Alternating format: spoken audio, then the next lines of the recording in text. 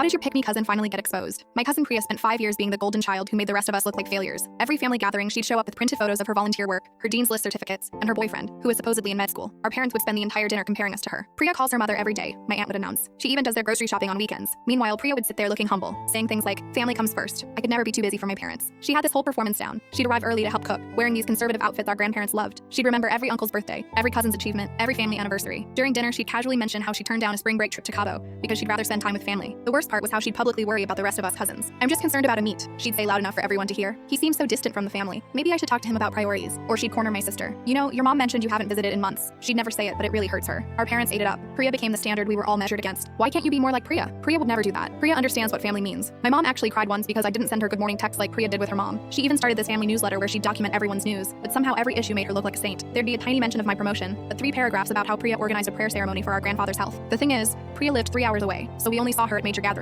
She'd crafted this perfect image that none of us could compete with because we were actually around our parents enough for them to see our flaws. Everything fell apart at our grandfather's 85th birthday party. We'd rented out this big hall, invited extended family from 3 different states. Priya had volunteered to create a memory video with photos of all the cousins. She made a huge deal about collecting everyone's pictures, interviewing relatives, and spending weeks on the editing. On the day of the party, about 200 relatives were there. Priya was in full performance mode, touching elders' feet, serving food to everyone before eating, the whole thing. Then it came time for her big video presentation. She connected her laptop to the projector, but instead of opening the video file, she accidentally clicked on her messages. Her entire WhatsApp web filled the giant screen. The most recent conversation was with someone named Jake, and the preview message said, "Can't wait for tomorrow, babe. Your parents still think I'm at a medical conference, right?" Before Priya could disconnect, her mom said, "Who's Jake? I thought you were dating Raj from medical school?" Priya panicked and tried to close it, but accidentally clicked on the conversation instead. The full chat opened up on the massive screen. Everyone could see everything. Jake was her actual boyfriend, a bartender she'd been living with for 2 years, the med student she'd been bringing to family events, some actor she paid $500 each time to pretend to be her boyfriend. There were Venmo receipts right there in the chat, but it got worse. The chat history showed everything. Messages about how she hadn't been to her parents' house in over a year. She'd been lying about those weekend grocery trips, the volunteer work photos, stock images from charity websites, the dean's list. She'd dropped out of college a year ago. There were messages making fun of our grandfather, calling him senile. Screenshots where she'd joke about how gullible our parents were. A whole conversation about how she was only nice to family to stay in the will. My uncle, who's good with computers, quickly started scrolling up before Priya could reach the laptop. More and more lies unraveled. The family newsletter? She'd been using it to track who had money, who was sick, and who might leave an inheritance. She had a literal spreadsheet ranking family members by their net worth. The prayer ceremony she organized for our grandfather?